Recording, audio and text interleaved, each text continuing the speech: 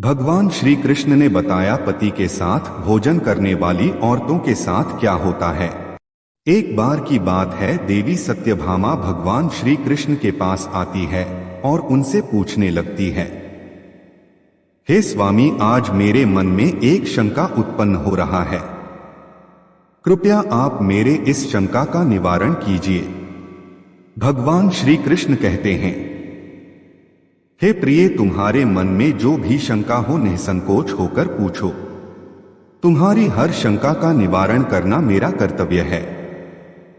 तब देवी सत्यभामा बड़ी ही प्रसन्नता से पूछने लगती है, हे प्रभु, आपकी हम तीनों पत्नियां पहले आपको भोजन कराते हैं और फिर हम तीनों भोजन कराते हैं, नित्य आपकी सेवा करते हैं, आपके चरण दबाते हैं, किंतु हे प्रभु, क्या पत्नी को पति के साथ अथवा पति से पहले भोजन करना चाहिए? क्या ऐसा करना उचित होता है? शास्त्र इस विषय में क्या कहते हैं? हे प्रभु, ऐसा वह कौन सा पाप है जिसे करने से स्त्री नरकगामी बन जाती है? कृपया आप मेरी इस शंका का समाधान कीजिए। भगवान श्री कृष्ण मुस्कुराते हुए कहते हैं, हे देवी, आज तुमने समस्त मानव जाति के कल्याण के उद्देश्य से बहुत ही महत्वपूर्ण प्रश्न किया है।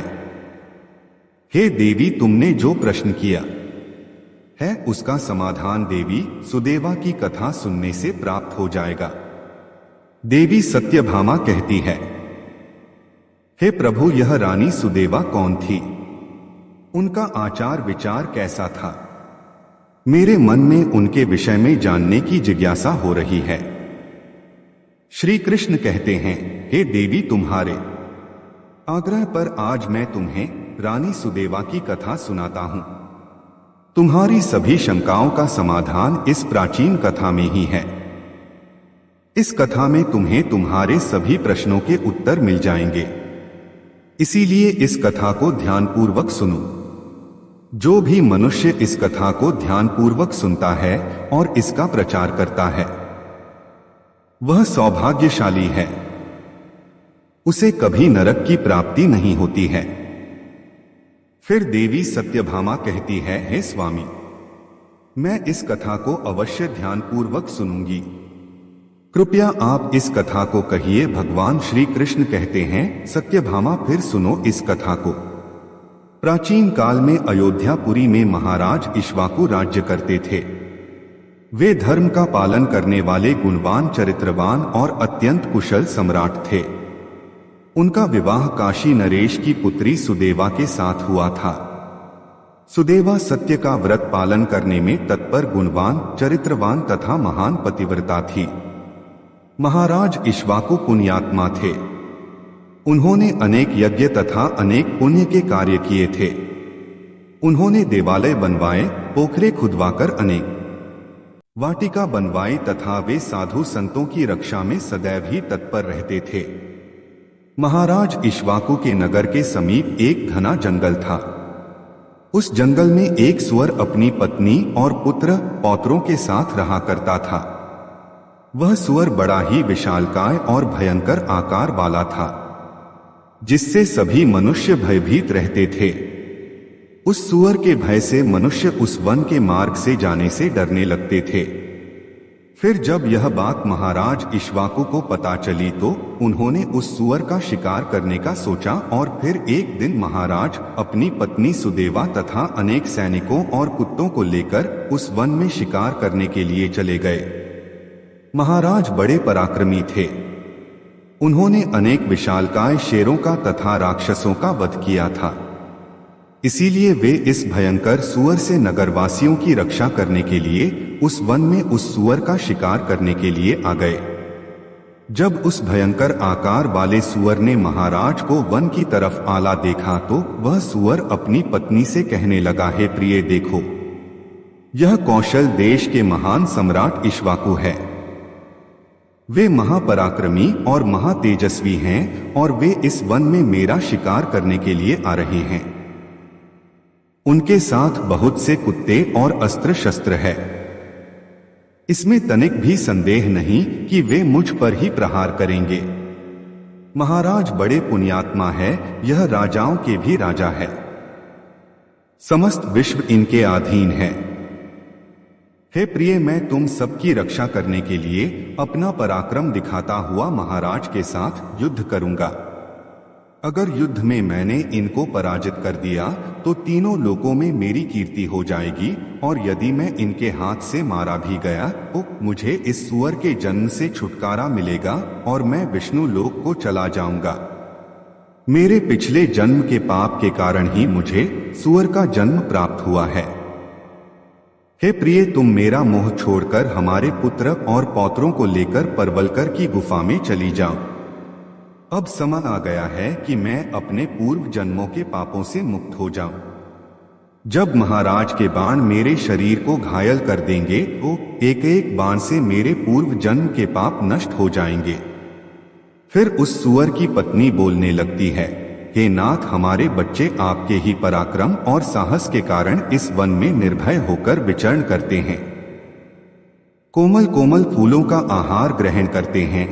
आप ही के कारण इन्हें शेर, सियार आदि जंगली जानवरों का भय नहीं है, क्योंकि आप ही इनकी रक्षा करते हैं। आपके भीषण रूप को देखकर कोई भी शिकारी हमारा शिकार करने के लिए इस वन में नहीं आता है। अगर आपकी मृत्यु हो जाएगी तो फिर मेरी और हमारे पुत्रों की रक्षा कौन करेगा? आपके बिना हम असहाय हो जाएंगे। पति के बिना मेरा क्या होगा? उत्तम सुवर्ण के गहने आभूषण वस्त्र पहनकर भी कोई भी स्त्री पति के बिना शोभा नहीं पाती है। पति से ही स्त्री को सौंदर्य और शोभा प्राप्त होती है। आपके बिना मेरा जीवन भी नष्ट हो जाएगा। हे नाथ, हे प्राणेश्वर, आपके बगैर मैं जीवित नहीं रह सकती। हे नाथ, मैं सच सच कहती हूँ, आपके साथ यदि मुझे नरक में भी डाल दिया जाए तो भी मैं खुशी खुशी आपके साथ चली आऊंगी।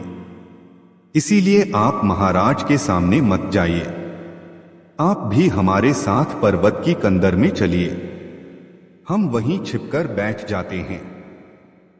आप जीवन की इच्छा छोड़कर अपनी पत्नी और पुत्र को अकेला छोड़कर जा रहे हो, इससे आपको क्या लाभ होगा? फिर वह स्वर कहता है प्रिय, तुम वीरों के धर्म को नहीं जानती हो, इसीलिए ऐसा कह रही हो। यदि शत्रु वीरों को ललकारता है, युद्ध के लिए निमंत्रण देता है, तो वीर पुरुष अगर शत्रु का सामना करता है और लड़ले हुए वीर गति को प्राप्त होता है तो उसे मृत्यु के बाद दिव्य लोकों की प्राप्ति होती है। आज महाराज इक्ष्वाकु हमारे पास युद्ध करने के लिए आए हैं। वे हमारे अतिथि हैं और अतिथि का अनादर नहीं करना चाहिए। अतिथि का अनादर साक्षात भगवान विष्णु का अपमान होता है, इसीलिए उनके साथ युद्ध करना मेरा कर्तव्य है। फिर वह सूअर की पत्नी बोलती है प्राणनाथ, ठीक है, यदि आप महाराज के साथ युद्ध करना चाहते हैं तो मैं भी आपके साथ रहकर आपका पराक्रम देखूंगी। इतना कहकर उस सूअर की पत्नी ने अपने पुत्रों को बुलाकर कहा है, पुत्रों, मेरी बात सुनो, आज युद्ध भूमि में अतिथि आए हैं। उनका सत्कार करने के लिए और उनसे युद्ध करने के लिए तुम्हारे पिता जा रहे हैं और उनके साथ मैं भी जा रही हूं। इसीलिए तुम सभी अपने भाइयों को लेकर पर्वत की गुफा में जाकर छिप जाओ। महाराज इक्ष्वाकु बड़े बलवान हैं, वे इस युद्ध में हमारा संहार कर डालेंगे। इसीलिए तुम लोग यहां से भाग जाओ और अपने प्राण बचाओ। फिर वह सूअर केसर छोटे छोटे बच्चे बोलने लगे हैं, माँ, जो पुत्र अपने माता पिता को संकट में छोड़कर भाग जाते हैं वे महापाप होते हैं, उन्हें घोर नरक में डाला जाता है। जो निर्दय पुत्र अपनी माँ का दूध पीकर उसे दुख में छोड़कर भाग जाता है, जो पुत्र अपने बाप को विपत्ति में देखकर छोड़कर चला जाता है, वह कीड़ों से भरे हुए दुर्गंधि युक्त नरक में गिरता है। इसीलिए हे मां, हम लोग आपको छोड़कर नहीं जाएंगे। फिर वह सूअर, उसकी पत्नी और उसके बच्चे सभी युद्ध के लिए तैयार हो जाते हैं और युद्ध भूमि की ओर निकल पड़ते हैं। सभी छोटे छोटे सूअर अपने पिता और माता की चारों ओर से रक्षा करने लगते हैं। उधर महाराज इक्ष्वाकु अपनी सेना के साथ उस स्थान पर आ जाते हैं और अपने सामने खड़े सरों को देखकर बड़े बड़े शूरवीर योद्धाओं को सुअरों का शिकार करने के लिए आगे भेजते हैं। वे सभी बलवान शूरवीर योद्धा हाथ में तलवार और भाले लेकर सुअरों पर आक्रमण करने लगते हैं। फिर सुअरों और राजा के सैनिकों के बीच भीषण युद्ध होता है। सभी एक दूसरे पर भीषण प्रहार करने लगते हैं। सुअर अपने दांत से सैनिकों को मारने लगते हैं तो सैनिक अपने भालों से सुअरों को मारने लगते हैं। इस यज्ञ में अनेक सर मर गए, कितने ही घायल हुए और महाराज के अनेक सिपाही भी मर गए। अब केवल वह सुअर, उसकी पत्नी और उसके कुछ 5-7 पुत्र ही बचे थे। अपने सभी पुत्रों को मरा हुआ देखकर सुअर की पत्नी भयभीत हो गई और अपने पति से कहने लगी, हे नाथ, मुझे और इन बालकों को लेकर यहाँ से चलो, नहीं तो हमारा वंश नष्ट हो जाएगा। कृपया हम सभी अपने प्राण बचाकर भाग चलते हैं, नहीं तो महाराज हम सभी को मार डालेंगे। फिर सुअर कहने लगता है, हे प्रिय, 2 शेरों के बीच में एक सुअर पानी पी सकता है, लेकिन 2 सुअरों के बीच में एक शेर पानी नहीं पी सकता। सुअर जाति में ऐसा बल देखा जाता है। इसी कारण से सुअर से सभी भयभीत हो जाते हैं। अगर इस समय पर मैं मृत्यु के भय से भाग जाऊंगा तो मेरे सुअर जाति की प्रसिद्धि नष्ट हो जाएगी। इसीलिए हे प्रिय, तुम हमारे बच्चों को लेकर यहाँ से चली जाओ और सुखपूर्वक जीवन व्यतीत करो। इतना सुनकर सुअर की पत्नी बोली, हे नाथ, मैं आपसे बहुत प्रेम करती हूँ। आपने मेरा आदर सम्मान करके, रति क्रिया करके और मेरी रक्षा करके मेरे मन को जीत लिया है। आपसे मेरा मोह कभी नहीं छूटेगा। इसीलिए मैं अपने पुत्रों के साथ आपके सामने ही प्राण त्याग दूंगी, किंतु आपको अकेला छोड़कर नहीं जाऊंगी। फिर वह सुअर और उसकी पत्नी दोनों ही महाराज से युद्ध करने के लिए आगे आते हैं। वह सुअर भयंकर गर्जना करता हुआ महाराज को युद्ध के लिए ललकारता है। वह सुअर उसके सामने आए बड़े बड़े वीर योद्धाओं को अपने दांतों से तिनके की भांति उठाकर फेंकने लगता है। अपने सैनिकों को मरता हुआ देखकर महाराज को क्रोध आ जाता है और वे अपना धनुष निकालकर उस सुअर पर बड़े वेग से आक्रमण करते हैं। महाराज का एक बाण तीव्र गति से जाकर उस सुअर के शरीर में घुस जाता है और वह सुअर जमीन पर गिर जाता है। फिर महाराज उस पर प्रहार करते हैं और सुअर को मार डालते हैं। सुअर के मरते ही उसके प्राण निकलते हैं और विष्णु लोक को चले जाते हैं। फिर महाराज के सैनिक अपने हाथ में भाले लेकर उस सुअर की पत्नी को मारने के लिए उसकी ओर जाने लगते हैं। सुअर की पत्नी अपने बच्चों के सामने खड़ी हो जाती है और बच्चों से कहती है, बच्चों, मैं जब तक यहाँ पर खड़ी हूँ तुम यहाँ से भाग जाओ। सुअर का बड़ा बेटा बोलता है माता, अपने प्राणों के भय से मैं आपको मरने के लिए छोड़कर कैसे भाग जाऊं? अगर मैं ऐसा करूं तो मुझ पर धिक्कार है। मैं युद्ध में शत्रु को परास्त करूंगा, तुम अपने पुत्रों को लेकर यहां से चली जाओ। फिर वह सुअर की पत्नी बोली, है मेरे पुत्र, मैं महापापिनी तुझे अकेला छोड़कर कैसे चली जाऊं? इतने में ही राजा के सैनिक उन सुअरों के पास आते हैं और उन पर प्रहार करने लगते हैं। सुअर का बड़ा बेटा भयंकर युद्ध करता है और अनेक सैनिकों को मार गिराता है। तब महाराज आगे आकर उस सुअर के बड़े बेटे को भी मार डालते हैं। अपने पुत्र को मरा हुआ देखकर सुअर की पत्नी बहुत क्रोधित हो जाती है और भीषण प्रहार करने लगती है। उसने भी अनेक सैनिकों को मार डाला। इस घटना को महारानी सुदेवा देख रही थी। तब वह महाराज से कहती है, हे महाराज, उस सुअर की पत्नी आपके सैनिकों को मार रही है। आप आगे चलकर उसका वध क्यों नहीं करते? महाराज कहते हैं, हे प्रिय, यह एक स्त्री है। मेरा यह वचन है कि मैं स्त्री का वध नहीं करूंगा। स्त्री का वध करने से महापाप लगता है, इसीलिए मैं उस सुअर की पत्नी को ना खुद मार रहा हूं, मुझे स्त्री का वध करने में बड़ा भय लगता है। इतना कहकर महाराज चुप हो गए। फिर महाराज की सेना में भार्गव नाम का एक बलवान सिपाही था। उसने उस सुअर की पत्नी पर प्रहार किया और उसे जमीन पर गिरा दिया। सुअर की पत्नी मूर्छित होकर जमीन पर गिर पड़ी और लंबी लंबी सांसें लेने लगी। जब रानी सुदेवा ने उस सुअर की पत्नी को धरती पर बेहोश अवस्था में देखा तो उन्हें उस पर बड़ी दया आ गई। उन्होंने ठंडा जल उस सुअर की पत्नी के मुख में डाला और फिर उसके सारे शरीर पर डाल दिया, जिससे उस सुअर की पत्नी को होश आया। सुअर की पत्नी ने रानी को उस पर शीतल जल डालते हुए देखा तो वह बहुत प्रसन्न हुई और मनुष्य की वाणी में बोलने लगी, हे देवी, तुमने मुझ पर ठंडा जल डालकर मुझे कष्ट से मुक्ति दिलाई है, तुम्हारा कल्याण हो। सुअर की पत्नी के ऐसे वचन सुनकर रानी सुदेवा को बड़ा आश्चर्य हुआ। वह सोचने लगी, यह तो आज मैंने बड़ी विचित्र बात देखी। यह सुअर की पत्नी तो मनुष्य की वाणी में सुंदर और स्पष्ट संस्कृत बोल रही है। फिर रानी ने उस सुअर की पत्नी से कहा, हे भद्रे, तुम कौन हो? तुम्हारा बर्ताव विचित्र है, पशु होकर भी तुम मनुष्य की वाणी में बोल रही हो। तुम मुझे तुम्हारे पूर्व जन्म का वृतांत सुनाओ, किस कारण से तुम सुअर की पत्नी बनी हो?